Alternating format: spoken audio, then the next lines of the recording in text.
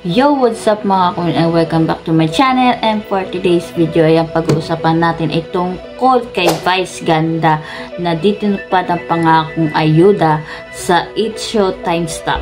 Hindi ko na ito papatagalin pa, kaya sa mga bago pa lang sa aking YouTube channel, huwag niyong kalimutan na i-like, share, subscribe, and click nyo na rin po notification bell para lagi po kayo updated sa aking mga susunod na video.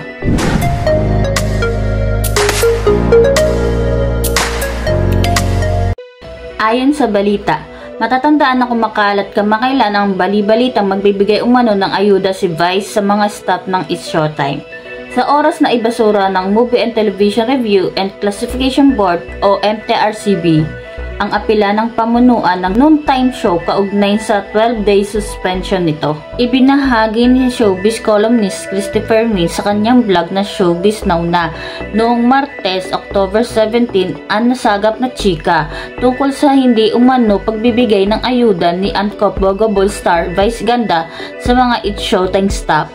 Maraming natuwa sa ulat na ito dahil kahit si Vice umano ang dahilan kung bakit ipinataw ang suspension, nagpakita pa rin siya ng kabutihan ng puso. Pero napaglamaan umano ni Christy na wala naman daw palang ibinigay na ayuda si Vice. Syempre, hindi na sila magtatanong. Akala ko ba bibigyan mo kami tapos wala naman pala. Wala namang magsasalita ng ganun eh, sabi ni Christy. Hirit naman ng co-host niyang si Wendell Alvarez.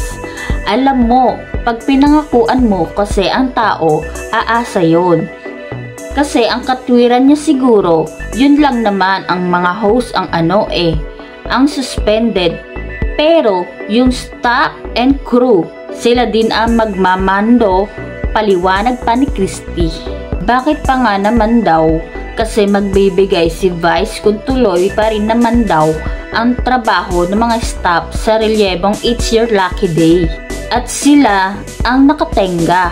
Pero sa kasalukuyan, wala pang pahayag, reaksyon o tugon si Vice Ganda hinggil dito. So yun na nga mga queen. Ano masasabi nyo sa video na ito?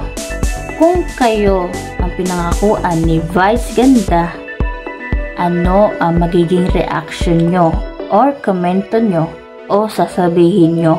I-comment nyo lang po dito sa baba. At sa mga bago pa lang sa aking YouTube channel ay huwag nyo pong kalimutan na i-like, share, subscribe, and click nyo na rin po yung notification bell para lagi po kayo updated sa aking mga susunod na video.